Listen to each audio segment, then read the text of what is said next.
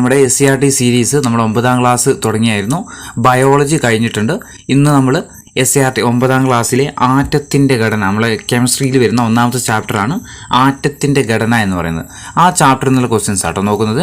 1ാമത്തെ ചോദ്യം, ആറ്റത്തിനുള്ളിൽ ചാർജ് ഇല്ലാത്ത കണമായ ന്യൂട്രോൺ ഉണ്ടെന്ന് ശാസ്ത്രീയമായിട്ട് തെളിയിച്ച ശാസ്ത്രജ്ഞൻ ആരാണ്? ആറ്റത്തിനുള്ളിൽ ചാർജ് ഇല്ലാത്ത കണമായ ന്യൂട്രോൺ ഉണ്ടെന്ന് ശാസ്ത്രീയമായിട്ട് തെളിയിച്ച ശാസ്ത്രജ്ഞൻ ആരാണ്? ജെയിംസ് ചാഡ്വിക് ആണ്. ഓപ്ഷൻ എ ജെയിംസ് ചാഡ്വിക് ആണ്. 2ാമത്തെ ചോദ്യം, മാസ് സംരക്ഷണ നിയമം ആവിഷ്കരിച്ചത് ആരാണ്? മാസ് സംരക്ഷണ നിയമം ആവിഷ്കരിച്ച ശാസ്ത്രജ്ഞൻ ആരാണ്? Antonio Lavoisier. Option D Antoine Lavoisier ആണ്. ഇനി 3,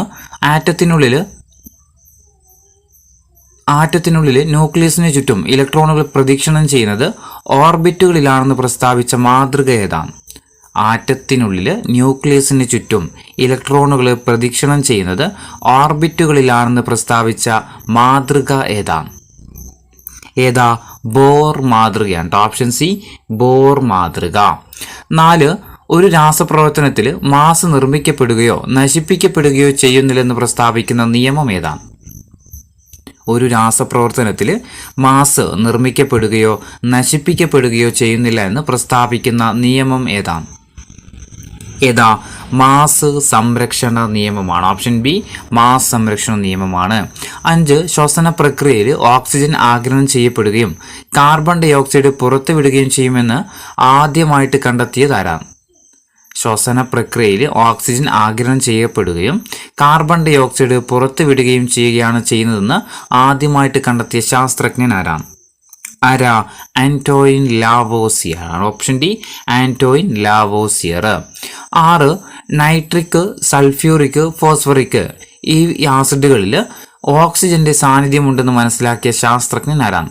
അതായത് nitric acid, sulphuric acid, phosphoric acid ഇവരിൽ ഓക്സിജന്റെ സാന്നിധ്യമുണ്ടെന്ന് മനസ്സിലാക്കിയ ശാസ്ത്രജ്ഞൻ ആരാണ്? അതും ലാവോസിയർ തന്നെയാണ്. ഓപ്ഷൻ സി ലാവോസിയർ തന്നെയാണ്. 7ാമത്തെ ചോദ്യം, ജ്വലന പ്രക്രിയയിൽ ഓക്സിജന്റെ പങ്കുണ്ടെന്ന് കണ്ടെത്തിയ ശാസ്ത്രജ്ഞൻ ആരാണ്? ജ്വലന പ്രക്രിയയിൽ ഓക്സിജന്റെ പങ്ക് കണ്ടെത്തിയ ശാസ്ത്രജ്ഞൻ അതും ആര് തന്നെയാണ്? ആന്റോയിൻ ലാവോസിയർ തന്നെയാണ്. 8ാമത്തെ ചോദ്യം, ജലം ദ്രാവകാവസ്ഥയിലിരിക്കുന്നതിനുള്ള കാരണം എന്താണ്? ജലം ദ്രാവകാവസ്ഥയിലിരിക്കുന്നതിനുള്ള കാരണം പോളാർ സ്വഭാവമാണ്. പോളാർ സ്വഭാവം. ഓപ്ഷൻ സി പോളാർ സ്വഭാവം. ജലം ദ്രാവകാവസ്ഥയിലിരിക്കുന്നതിനുള്ള കാരണം പോളാർ സ്വഭാവമാണ്.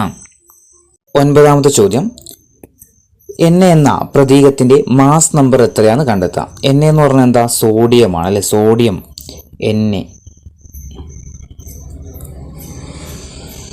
Na എന്ന് പറയുന്ന മൂലകത്തിന്റെ അല്ലെങ്കിൽ പ്രതീകത്തിന്റെ മാസ് നമ്പർ കണ്ടെത്താനാണ് നമ്മളോട് പറഞ്ഞിരിക്കുന്നത്. ഇതെങ്ങനെയാണ് നമ്മൾ കണ്ടെത്തുക? അതായത് ഒരു മൂലകത്തിന്റെ നമ്മൾ കണ്ടിട്ടുണ്ടാവും, മൂലകത്തിന്റെ പേര് Na നമ്മൾ എഴുതിയിട്ടുണ്ട്. ഇതിന്റെ മുകളിലായിട്ട് ഒരു സംഖ്യ ഉണ്ടാവും. ഇടതുവശത്ത് മുകളിലായിട്ട് ഒരു 23 ഉണ്ട്. അതുപോലെ താഴെ 11 ഉണ്ട് അല്ലേ? ഈ മുകളിൽ കൊടുത്തിരിക്കുന്ന 23 എന്ന് പറയുന്നത് അതാണ് ആ മൂലകത്തിന്റെ മാസ് നമ്പർ എന്ന് പറയുന്നത്. ഓക്കെ, ഈ നമ്മുടെ പ്രതീകത്തിന്റെ ഇടതുവശത്ത് മുകളിലായിട്ട് കാണുന്നതാണ് ഇതിന്റെ മാസ് നമ്പർ എന്ന് പറയുന്നത്. ഇനി തടിയിലായിട്ട് ഇല്ലേ, ഇവിടെ 11 കാണുന്നത് അല്ലേ? ഈ 11 എന്ന് പറയുന്നത് അതാണ് അതിന്റെ അറ്റോമിക നമ്പർ എന്ന് പറയുന്നത്. ഓക്കെ, ഈ അറ്റോമിക നമ്പറാണ് താഴെ ഇടതുവശത്ത് 11 എന്ന് പറയുന്നത്, മുകളിൽ 23 എന്ന് പറയുന്നത് അതാണ് അതിന്റെ മാസ് നമ്പർ എന്ന് പറയുന്നത്. ഇനി മാസ് നമ്പറിനെ സൂചിപ്പിക്കാൻ വേണ്ടിയിട്ട് ഉപയോഗിക്കുന്ന ലെറ്റർ ഏതാണെന്ന് വെച്ച് കഴിഞ്ഞാൽ അത് A ആണ്. ഓക്കെ, മാസ് നമ്പറിനെ സൂചിപ്പിക്കാൻ വേണ്ടിയിട്ട് ഉപയോഗിക്കുന്ന ലെറ്ററാണ് ഇത് A എന്ന് പറയുന്നത്. ഇനി അറ്റോമിക നമ്പറിനെ സൂചിപ്പിക്കാൻ വേണ്ടിയിട്ട് ഉപയോഗിക്കുന്ന ലെറ്റർ ഏതാണെന്ന് വെച്ചാൽ അത് ഇസഡുമാണ്.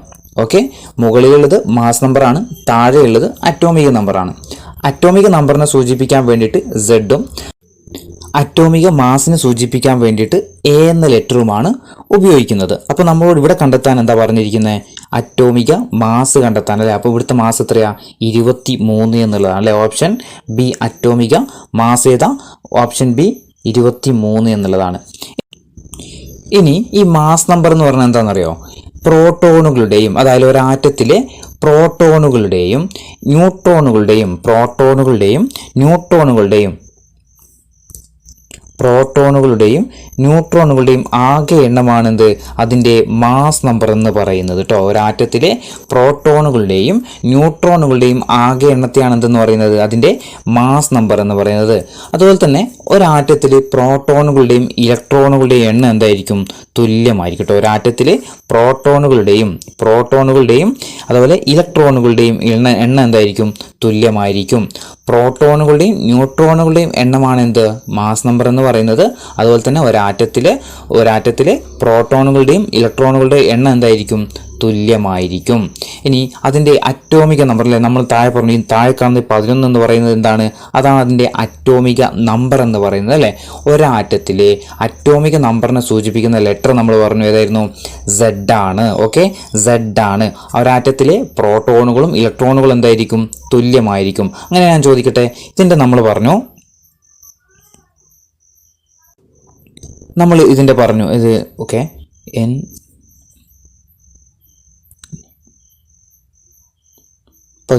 ഇതിൽ പ്രോട്ടോണിൻ്റെയും ഇലക്ട്രോണിൻ്റെയും എണ്ണം എന്തായിരിക്കും തുല്യമായിരിക്കും അല്ലേ. പ്രോട്ടോണിൻ്റെ എണ്ണത്തെയാണ് നമ്മൾ എന്തെന്ന് പറയുന്നത് അതിൻ്റെ അറ്റോമിക നമ്പർ എന്ന് പറയുന്നത് അല്ലെ. അറ്റോമിക നമ്പർ എന്ന് പറയുന്നത് എന്താ? അതിൻ്റെ പ്രോട്ടോണുകളുടെ എണ്ണത്തെയാണ്, അല്ലെങ്കിൽ പ്രോട്ടോണുകളുടെയോ ഇലക്ട്രോണുകളുടെയോ എണ്ണത്തെയാണ് എന്തെന്ന് പറയുന്നത് അതിൻ്റെ അറ്റോമിക നമ്പർ എന്ന് പറയുന്നത്. അങ്ങനെയാണെങ്കിൽ നമുക്കിതിൻ്റെ ന്യൂട്രോണുകളുടെ എണ്ണം എങ്ങനെ കാണാൻ കഴിയുക? നമ്മൾ ആൾറെഡി പറഞ്ഞിട്ടുണ്ടായിരുന്നു, മാസ് നമ്പർ എന്ന് പറയുന്നത് പ്രോട്ടോണുകളുടെയും ന്യൂട്രോണുകളുടെയും എണ്ണമാണ് ഏതെന്ന് പറയുന്നത് മാസ് നമ്പർ എന്ന് പറയുന്നത്. ഇവിടെ എത്രയാണ് മാസ് നമ്പർ എന്ന് പറയുന്നത്? മാസ് നമ്പർ 23 അല്ലേ. മാസ് നമ്പർ 23 ആണ്. അതായത് മാസ് നമ്പർ 23 ആണ്.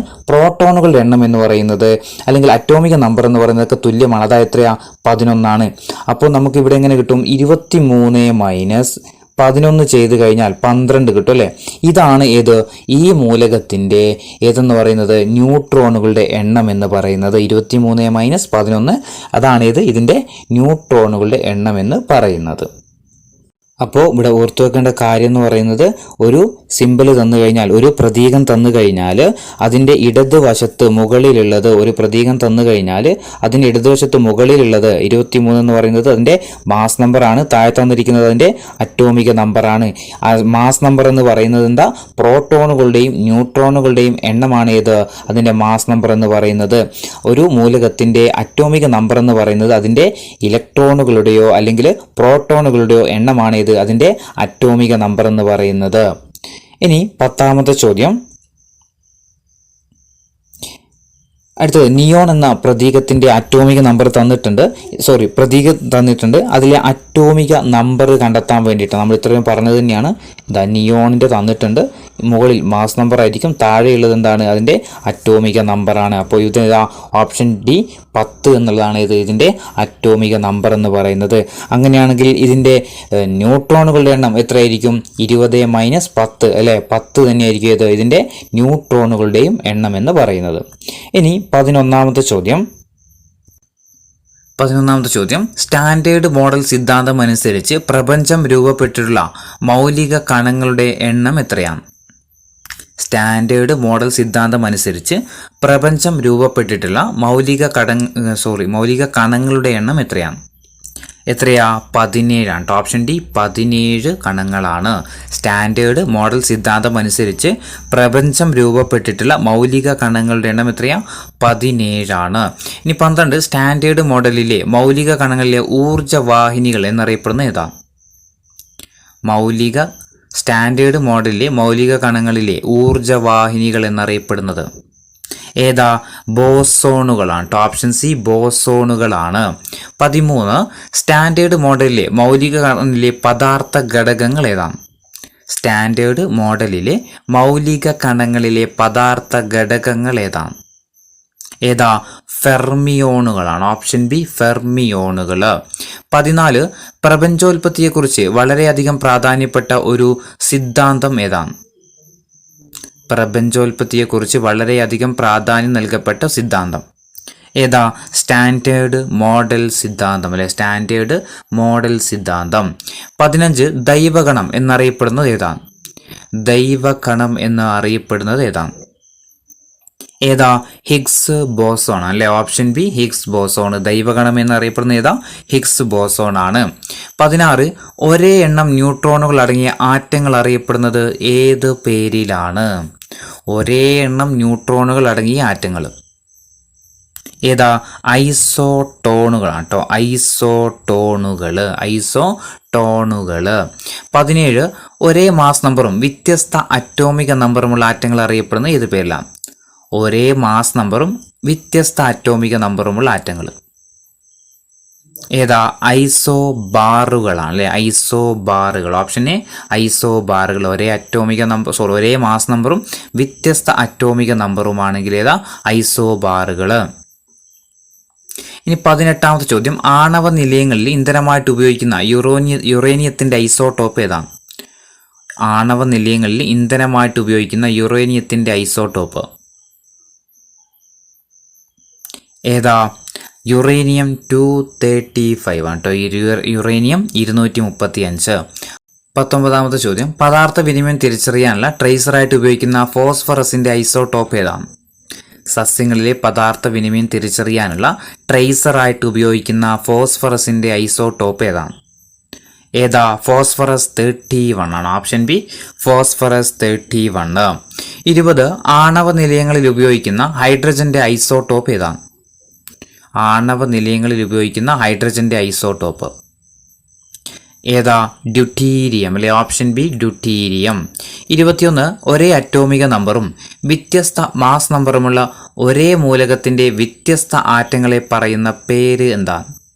ഒരേ അറ്റോമിക നമ്പറും വ്യത്യസ്ത മാസ് നമ്പറുമുള്ള ഒരേ മൂലകത്തിന്റെ വ്യത്യസ്ത ആറ്റങ്ങൾ അറിയപ്പെടുന്നത് എന്താ? ഐസോടോപ്പുകളാണ് അല്ലെ. ഓപ്ഷൻ എ ഐസോടോപ്പുകൾ എന്നാണ്. ഒരേ അറ്റോമിക നമ്പറും വ്യത്യസ്ത മാസുമാണെങ്കിൽ എന്താ? ഐസോടോപ്പുകൾ. 22ാമത്തെ ചോദ്യം, ഒരാറ്റത്തിലെ പ്രോട്ടോണുകളുടെയും ന്യൂട്രോണുകളുടെയും ആകെ എണ്ണമാണ് അതിൻ്റെ ഡാഷ്. നമ്മൾ പറഞ്ഞായിരുന്നു ഇതല്ലേ. ഒരാറ്റത്തിലെ പ്രോട്ടോണുകളുടെയും ന്യൂട്രോണുകളുടെയും ആകെ എണ്ണമാണ് അതിൻ്റെ ഡാഷ്. എന്താ? അതിൻ്റെ മാസ് നമ്പർ എന്ന് പറയുന്നത് അല്ലേ. Option C mass number. 23 ഒരാറ്റത്തിലെ പ്രോട്ടോണുകളുടെ ആകെ എണ്ണമാണ് അതിൻ്റെ ഡാഷ്. ഒരാറ്റത്തിലെ പ്രോട്ടോണുകളുടെ ആകെ എണ്ണമാണ് അതിൻ്റെ ഡാഷ്. എന്താ? അതാണ് അതിൻ്റെ അറ്റോമിക നമ്പർ എന്ന് പറയുന്നത് അല്ലേ. ഓപ്ഷൻ സി അറ്റോമിക നമ്പർ. ഒരാറ്റത്തിലെ പ്രോട്ടോണുകളുടെയോ അല്ലെങ്കിൽ അതിലെ ഇലക്ട്രോണുകളുടെയോ എണ്ണം എന്നും നമുക്ക് പറയാം കേട്ടോ. ഒരാറ്റത്തിലെ പ്രോട്ടോണുകളുടെയോ അല്ലെങ്കിൽ ഇലക്ട്രോണുകളുടെയോ എണ്ണമാണ് അതിൻ്റെ അറ്റോമിക നമ്പർ. 24 ഒരു നിശ്ചിത ഷെല്ലിൽ പ്രദക്ഷിണം ചെയ്യുന്നിടത്തോളം കാലം ഇലക്ട്രോണുകൾക്ക് ഊർജം കൂടുകയോ കുറയുകയോ ചെയ്യുന്നില്ലെന്ന് നിർദ്ദേശിച്ച ആറ്റം മാതൃക ഏതാ? ഒരു നിശ്ചിത ഷെല്ലിൽ പ്രദക്ഷിണം ചെയ്യുന്നിടത്തോളം കാലം ഇലക്ട്രോണുകൾക്ക് ഊർജം കൂടുകയോ കുറയുകയോ ചെയ്യുന്നില്ലെന്ന് നിർദ്ദേശിച്ച ആറ്റം മാതൃക ഏതാ? ഏതാ? ബോർ മാതൃകയാണ്. ഓപ്ഷൻ സി ബോർ മാതൃക. 25 പ്രോട്ടോൺ കണ്ടുപിടിച്ച ശാസ്ത്രജ്ഞൻ ആരാണ്? പ്രോട്ടോൺ കണ്ടുപിടിച്ച ശാസ്ത്രജ്ഞൻ ആരാണ്? ആരാ? ഏണസ്റ്റ് റൂദർഫോർഡ് ആണ്. Option B Ernest Rutherford. 26 electron കണ്ടുപിടിച്ച ശാസ്ത്രജ്ഞൻ ആരാണ്? ഇലക്ട്രോൺ കണ്ടുപിടിച്ച ശാസ്ത്രജ്ഞൻ ആരാണ്? ആരാ? ജെ തോംസൺ ആണ്. Option C J Thomson. 27 Niels ബോറിന്റെ ആറ്റം മാതൃക അറിയപ്പെടുന്നത് ഏത് പേരിലാണ്? നീൽസ് ബോറിന്റെ ആറ്റം മാതൃക അറിയപ്പെടുന്നത് ഏത് പേരിലാ? ബോർ മാതൃക എന്ന് തന്നെയാണ് കേട്ടോ. ബോർ മാതൃക. ഓപ്ഷൻ ഡി ബോർ മാതൃക. 28 റൂദർഫോർഡിന്റെ ആറ്റം മാതൃകയ്ക്ക് കൂടുതൽ വ്യക്തമായ വിശദീകരണം നൽകിയ ശാസ്ത്രജ്ഞൻ ആരാണ്? റൂദർഫോർഡിന്റെ ആറ്റം മാതൃകയ്ക്ക് കൂടുതൽ വ്യക്തമായ വിശദീകരണം നൽകിയ ശാസ്ത്രജ്ഞൻ ആരാണ്? ആരാ? നീൽസ് ബോർ ആണ്. Option C Niels Bohr. റൂദർഫോർഡിന്റെ ആറ്റം മാതൃകയ്ക്ക് കൂടുതൽ വ്യക്തമായ വിശദീകരണം നൽകിയ ശാസ്ത്രജ്ഞനാണ് ആര്?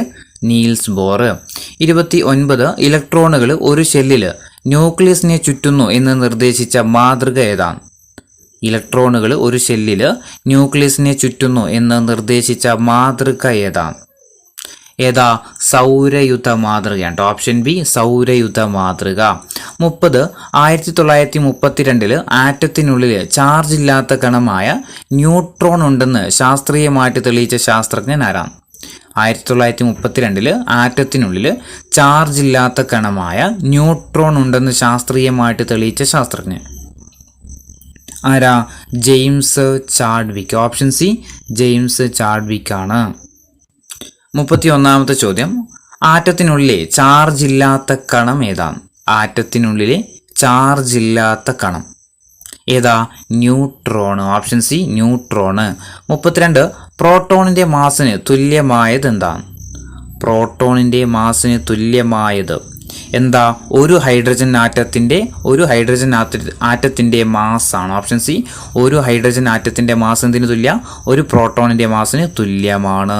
33 ഡിസ്ചാർജ് ട്യൂബിലൂടെ കാഥോഡിൽ നിന്ന് വരുന്ന രശ്മികളിൽ നെഗറ്റീവ് കണങ്ങളാണുള്ളതെന്ന് കണ്ടെത്തിയത് ആരാണ്?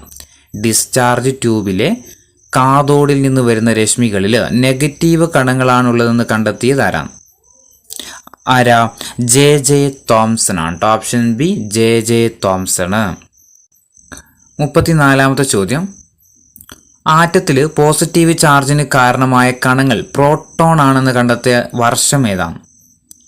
ആറ്റത്തിൽ പോസിറ്റീവ് ചാർജിന് കാരണമായ കണങ്ങൾ പ്രോട്ടോൺ ആണെന്ന് തെളിയിക്കപ്പെട്ട വർഷം ഏതാണ്? ഏത് വർഷമാണ് തെളിയിക്കപ്പെട്ടത്? 1920 ഓപ്ഷൻ ബി 1920. 35 ആറ്റത്തിൽ പോസിറ്റീവ് ചാർജുള്ള കേന്ദ്രമുണ്ടെന്ന് ശാസ്ത്രലോകം അംഗീകരിച്ച വർഷം ഏതാണ്? ആറ്റത്തിൽ പോസിറ്റീവ് ചാർജുള്ള കേന്ദ്രമുണ്ടെന്ന് ശാസ്ത്രലോകം അംഗീകരിച്ച വർഷം ഏതാ? 1911. 36 ഇലക്ട്രോണുകൾ ഒരു സെല്ലിൽ ന്യൂക്ലിയസിനെ വലം വെക്കുന്നു എന്ന് നിർദ്ദേശിച്ച ആറ്റം മാതൃക ഏതാ? ഇലക്ട്രോണുകൾ ഒരു ഷെല്ലിൽ ന്യൂക്ലിയസിനെ വലയം വെക്കുന്നു എന്ന് നിർദ്ദേശിച്ച ആറ്റം മാതൃക ഏതാ? സൗരയുധ മാതൃകയാണ്. ഓപ്ഷൻ എ സൗരയുധ മാതൃക. 37 ആറ്റത്തിന്റെ ഭൂരിഭാഗവും ശൂന്യമാണെന്നും പോസിറ്റീവ് ചാർജ് മുഴുവൻ കേന്ദ്രീകരിച്ചിരിക്കുന്ന ഒരു ഭാഗമുണ്ടെന്നും സമർത്ഥിച്ച ശാസ്ത്രജ്ഞൻ ആരാണ്? ഒരാറ്റത്തിന്റെ ഭൂരിഭാഗവും ശൂന്യമാണെന്നും പോസിറ്റീവ് ചാർജ് മുഴുവൻ കേന്ദ്രീകരിച്ച ഒരു ഭാഗമുണ്ടെന്നും സമർത്ഥിച്ച ശാസ്ത്രജ്ഞൻ ആരാ? ഏണസ്റ്റ് റൂദർഫോർഡ് ആണ്. Option D Ernest Rutherford.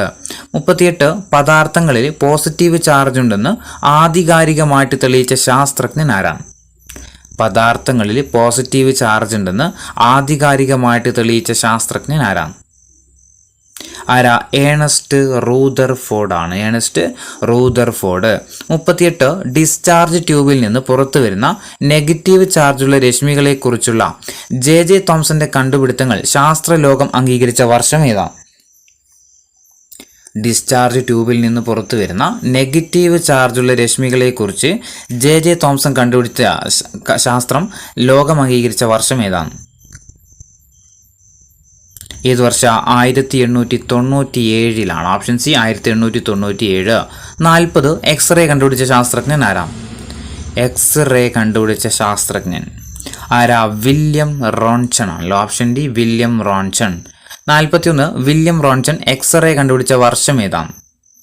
William Roentgen X-ray കണ്ടുപിടിച്ച വർഷം ഏത് വർഷം? 1895 നവംബർ 8-നാണ്. 1895 നവംബർ 8-നാണ്. 42 ഗോൾഡ് സ്റ്റീൻ പോസിറ്റീവ് ചാർജിന്റെ സാന്നിധ്യം കണ്ടെത്തിയ വർഷം ഏതാണ്? ഗോൾഡ് സ്റ്റീന് പോസിറ്റീവ് ചാർജിന്റെ സാന്നിധ്യം കണ്ടെത്തിയ വർഷം ഏത് വർഷം? 1886-ലാണ്. 43 ഡിസ്ചാർജ് ട്യൂബ് പരീക്ഷണങ്ങളിലൂടെ വാതകങ്ങളിലെ പോസിറ്റീവ് ചാർജിന്റെ സാന്നിധ്യം തിരിച്ചറിഞ്ഞ ശാസ്ത്രജ്ഞൻ ആരാണ്?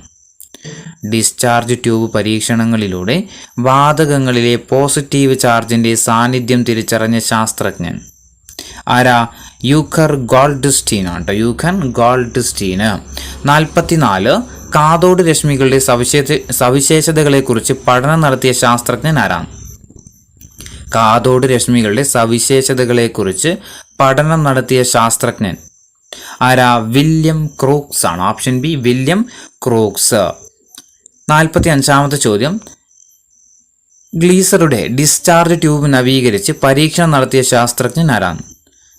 ഗ്ലീസറുടെ ഡിസ്ചാർജ് ട്യൂബ് നവീകരിച്ച് പരീക്ഷണം നടത്തിയ ശാസ്ത്രജ്ഞൻ വില്യം ക്രൂക്സ് തന്നെയാണ്. Option C William Crookes.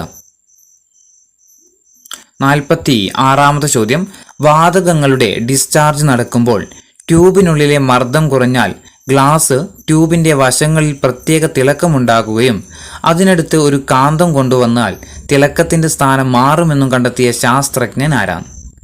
വാതകങ്ങളുടെ ഡിസ്ചാർജ് നടക്കുന്ന സമയത്ത് ട്യൂബിനുള്ളിലെ മർദ്ദം കുറഞ്ഞാൽ ഗ്ലാസ് ട്യൂബിന്റെ വശങ്ങളിൽ പ്രത്യേക തിളക്കമുണ്ടാകുകയും അതിനടുത്തൊരു കാന്തം കൊണ്ടുവന്നു കഴിഞ്ഞാൽ തിളക്കത്തിന്റെ സ്ഥാനം മാറുമെന്നും കണ്ടെത്തിയ ശാസ്ത്രജ്ഞൻ ആരാണ്? ജൂലിയസ് പ്ലക്കർ ആണ്. Option B Julius plucker. 47 വാതകങ്ങളിലൂടെയും വൈദ്യുതി കടന്നു പോകുമെന്ന് ഹെൻറിച്ച് ഗ്ലീസർ മനസ്സിലാക്കിയത് ഏതിൻ്റെ കണ്ടുപിടുത്തത്തോടെയാണ്? വാതകങ്ങളിലൂടെയും വൈദ്യുതി കടന്നു പോകുമെന്ന് ഹെൻറിച്ച് ഗ്ലീസർ മനസ്സിലാക്കിയത് ഏതിൻ്റെ കണ്ടുപിടുത്തത്തോടുകൂടിയാണ്? ഡിസ്ചാർജ് ട്യൂബ് പരീക്ഷണങ്ങളാണ്. Discharge tube. Option B discharge tube. 48-ാമത്തെ ചോദ്യം,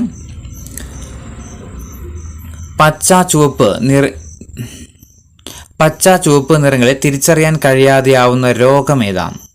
പച്ച ചുവപ്പ് നിറങ്ങളെ തിരിച്ചറിയാൻ കഴിയാതെ വരുന്ന രോഗം ഏതാണ്? ഡാൾട്ടണിസം ആണ്. Option B Daltonism. 49 ആറ്റോമിക സിദ്ധാന്തം ആവിഷ്കരിച്ച ശാസ്ത്രജ്ഞൻ ആരാണ്? ആറ്റോമിക സിദ്ധാന്തം ആവിഷ്കരിച്ച ശാസ്ത്രജ്ഞൻ ജോൺ ഡാൾട്ടൺ ആണ് കേട്ടോ. John Dalton. 50 അസ്ഥികളിലെ പ്രധാന ഘടകവസ്തുവായ രാസപദാർത്ഥം ഏതാണ്? അസ്ഥികളിലെ പ്രധാന ഘടകവസ്തുവായ രാസപദാർത്ഥം കാൽസ്യം ഫോസ്ഫേറ്റ് ആണ് കേട്ടോ. Calcium phosphate. 51 റേഡിയോ ആക്റ്റീവത ഇല്ലാത്ത മൂലകം ഏതാണ്? താഴെ തന്നിരിക്കുന്നതിൽ റേഡിയോ ആക്റ്റീവ് അല്ലാത്ത മൂലകം ഏതാണ്? ടൈറ്റാനിയം ആണ്. Option B titanium. 52 പദാർത്ഥത്തിന്റെ ഏറ്റവും ചെറിയ കണമായ ആറ്റം കണ്ടെത്തിയ ശാസ്ത്രജ്ഞൻ ആരാണ്? പദാർത്ഥത്തിന്റെ ഏറ്റവും ചെറിയ കണമായ ആറ്റം കണ്ടെത്തിയ ശാസ്ത്രജ്ഞൻ ജോൺ ഡാൾട്ടൺ തന്നെയാണ്. Option C John Dalton. 53 ആറ്റത്തിന്റെ സൗരയുധ മാതൃക ആവിഷ്കരിച്ച ശാസ്ത്രജ്ഞൻ ആരാണ്? ആറ്റത്തിന്റെ സൗരയുധ മാതൃക ആവിഷ്കരിച്ച ശാസ്ത്രജ്ഞൻ റൂദർഫോർഡ് ആണ്. Option C Rutherford. 54 ന്യൂക്ലിയസിലെ ന്യൂട്രോണുകളുടെ എണ്ണം തുല്യമായി വരുന്ന ആറ്റങ്ങളാണ് ന്യൂക്ലിയസിൽ ന്യൂട്രോണുകളുടെ എണ്ണം തുല്യമായിട്ട് വരുന്ന ആറ്റങ്ങൾ ഐസോട്ടോൺ അല്ലെ. Option D ഐസോട്ടോണ്. 55 ഒരു രാസപ്രവർത്തനത്തിൽ മാസ് നിർമ്മിക്കപ്പെടുകയോ നശിപ്പിക്കപ്പെടുകയോ ചെയ്യുന്നില്ല. ഇതാണ് നമ്മൾ പറഞ്ഞതായിരുന്നു. ഏതായിരുന്നു? രാസപ്രവർത്തനത്തിൽ മാസ് നിർമ്മിക്കപ്പെടുകയോ നശിപ്പിക്കപ്പെടുകയോ ചെയ്യുന്നില്ലെന്ന് പറയുന്ന സിദ്ധാന്തം ഏതായിരുന്നു? മാസ് സംരക്ഷണ നിയമമായിരുന്നു അല്ലേ. 56 മാസ് സംരക്ഷണ നിയമം ആവിഷ്കരിച്ച ശാസ്ത്രജ്ഞൻ മാസ് സംരക്ഷണ നിയമം ആവിഷ്കരിച്ചത് ലാവോസിയർ ആണ്. 57 ഹിഗ്സ് ബോസോൺ കണ്ടെത്തിയ വർഷം ഏതാണ്? ഹിഗ്സ് ബോസോൺ കണ്ടെത്തിയ വർഷം 2012 ജൂലൈ 4-നാണ്. 2012 ജൂലൈ 4-നാണ് ഏത് കണ്ടെത്തുന്നത്? ഹിഗ്സ് ബോസോൺ കണ്ടെത്തുന്നത്. 58 പ്രപഞ്ചോൽപത്തിയെക്കുറിച്ച് പ്രതിപാദിക്കുന്ന സിദ്ധാന്തം നമ്മൾ പറഞ്ഞു ഏതായിരുന്നു? സ്റ്റാൻഡേർഡ് മോഡൽ സിദ്ധാന്തമാണ് അല്ലേ. പ്രപഞ്ചോൽപത്തിയെക്കുറിച്ച് പ്രതിപാദിക്കുന്ന സിദ്ധാന്തമാണ് ഇത് സ്റ്റാൻഡേർഡ് മോഡൽ സിദ്ധാന്തം. ഇനി 59 സസ്യങ്ങളിലെ പദാർത്ഥ വിനിമയം തിരിച്ചറിയാനുള്ള ട്രേസറായിട്ട് ഉപയോഗിക്കുന്ന ഐസോട്ടോപ്പ്. ഇതും നമ്മൾ പറഞ്ഞാന്ന് തോന്നുന്നുണ്ട്. ഏതായിരുന്നു? സസ്യങ്ങളിലെ പദാർത്ഥ വിനിമയം തിരിച്ചറിയാൻ വേണ്ടിയിട്ട് ഉപയോഗിക്കുന്ന ട്രേസറായിട്ട് ഉപയോഗിക്കുന്ന ഐസോട്ടോപ്പ് ഫോസ്ഫറസ് 31 അല്ലേ. ഫോസ്ഫറസ് 31. 60 ആണവ നിലയങ്ങളിൽ ഇന്ധനമായിട്ട് ഉപയോഗിക്കുന്ന യുറേനിയത്തിന്റെ ഐസോട്ടോപ്പ് ഏതാണ്? ആണവ നിലയത്തിൽ ഇന്ധനമായിട്ട് ഉപയോഗിക്കുന്ന യുറേനിയത്തിന്റെ isotope uranium 235. Option D uranium 235. ഇനി 61-ാമത്തെ ചോദ്യം, ക്യാൻസർ, ട്യൂമർ എന്നിവയുടെ ചികിത്സക്ക് ഉപയോഗിക്കുന്ന ഐസോട്ടോപ്പ് ഏതാണ്? ക്യാൻസർ, ട്യൂമർ എന്നിവയുടെ ചികിത്സക്കായിട്ട് ഉപയോഗിക്കുന്ന ഐസോട്ടോപ്പ് അയഡിൻ 131 അതുപോലെ കൊബാൾട്ട് 16 കേട്ടോ. അയഡിൻ 131 അതുപോലെ കൊബാൾട്ട് 16 അല്ലേ. ക്യാൻസർ, ട്യൂമർ എന്നിവയുടെ ചികിത്സക്കായിട്ട് ഉപയോഗിക്കുന്ന ഐസോട്ടോപ്പുകളാണ് അയഡിൻ 131 കൊബാൾട്ട് 16. 62 ഫോസിലുകളുടെ കാലപ്പഴക്കം നിർണ്ണയിക്കാൻ വേണ്ടിയിട്ട് ഉപയോഗിക്കുന്ന കാർബണിന്റെ ഐസോട്ടോപ്പ് ഏതാണ്? ഫോസിലുകളുടെ കാലപ്പഴക്കം നിർണ്ണയിക്കാൻ വേണ്ടിയിട്ട് ഉപയോഗിക്കുന്ന കാർബണിൻ്റെ ഐസോട്ടോപ്പ് ഏതാ? കാർബൺ 14 ആണ്. Option D carbon 14. 63ാമത്തെ ചോദ്യം, ഒരേ എണ്ണം ന്യൂട്രോൺ അടങ്ങിയ ആറ്റങ്ങൾ അറിയപ്പെടുന്നത് എന്താണ്? ഒരേ എണ്ണം ന്യൂട്രോൺ അടങ്ങിയ ആറ്റങ്ങൾ അറിയപ്പെടുന്നത് എന്താ? ഐസോട്ടോണുകളാണ് അല്ലെ, ഐസോട്ടോണുകളാണ്. 64, ഒരേ മാസ് നമ്പറും വ്യത്യസ്ത അറ്റോമിക നമ്പറുള്ള ആറ്റങ്ങൾ അറിയപ്പെടുന്നത് ഏത് പേരിലാണ്? ഒരേ മാസ് നമ്പറും വ്യത്യസ്ത അറ്റോമിക നമ്പറും ഏത് പേരില?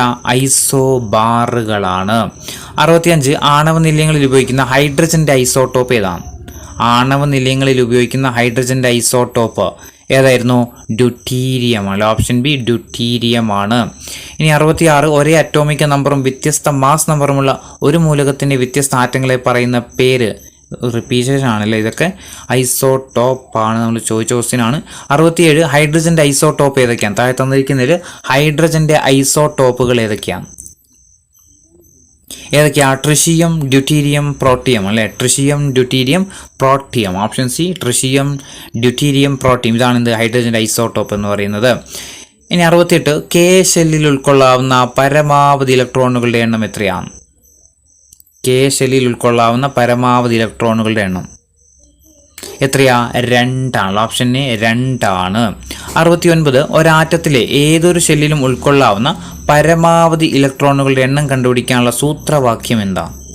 ഒരാറ്റത്തിലെ ഏതൊരു ഷെല്ലിലും ഉൾക്കൊള്ളാവുന്ന പരമാവധി ഇലക്ട്രോണുകളുടെ എണ്ണം കണ്ടുപിടിക്കാനുള്ള സൂത്രവാക്യം എന്താ? 2n² ആണല്ലോ. Option C 2n². 2n² ആണ്. ഇനി 70ാമത്തെ ചോദ്യം, ഇലക്ട്രോണിന്റെ ചാർജ് ഏതാണ്? ഇലക്ട്രോണിന്റെ ചാർജ് ഏതാ? നെഗറ്റീവ് ആണ്. ഓപ്ഷൻ ബി നെഗറ്റീവ് ആണ്. ഇത് ഇലക്ട്രോണിന് ചാർജ് എന്ന് പറയുന്നത്.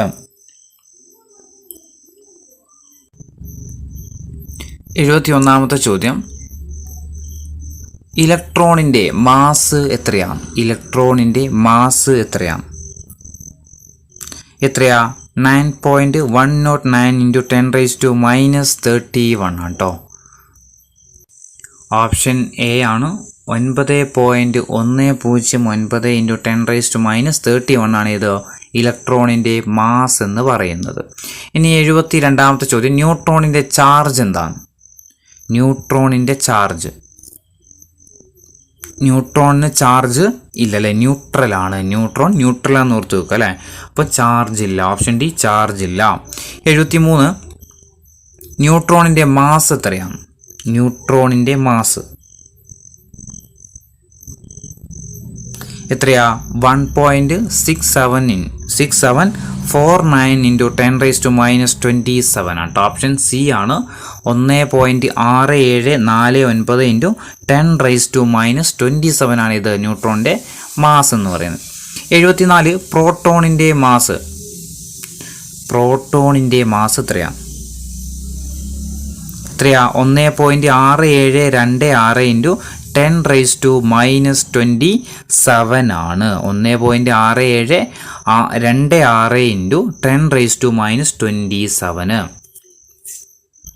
75, ഒരു അറ്റോമിക മാസ് യൂണിറ്റ് എന്ന് എത്രയാണ്? ഒരു AMU എന്ന് പറഞ്ഞാൽ എത്രയാണ്? ഒരു അറ്റോമിക മാസ് യൂണിറ്റ് എത്രയാ? 1.6737 × 10⁻⁻27 കിലോഗ്രാം ആട്ടോ. 1.67 ആണ്. 67. ഓപ്ഷൻ എ ആണ് ആൻസർ. 1.6737 × 10⁻⁻27. 76, ഒരാറ്റത്തിലെ പ്രോട്ടോണുകളുടെ എണ്ണമാണ് ഡാഷ്. ഒരാറ്റത്തിലെ പ്രോട്ടോണുകളുടെ എണ്ണമാണ് അതിൻ്റെ അറ്റോമിക നമ്പർ. 77, ഒരാറ്റത്തിലെ പ്രോട്ടോണുകളുടെയും ന്യൂട്രോണുകളുടെയും ആകെ എണ്ണമാണ്. ഒരാറ്റത്തിലെ പ്രോട്ടോണുകളുടെയും ന്യൂട്രോണുകളുടെയും ആകെ എണ്ണത്തെ അറിയപ്പെടുന്നത് എന്ത് പേരിലാണ്? നമ്മൾ പറഞ്ഞിരുന്നു മാസ് നമ്പറാണ്. 78, ആറ്റങ്ങൾ പരസ്പരം രാസപ്രവർത്തനത്തിൽ ഏർപ്പെടുമ്പോൾ പരസ്പരം കൈമാറ്റം ചെയ്യപ്പെടുന്ന കണം ഏതാണ്?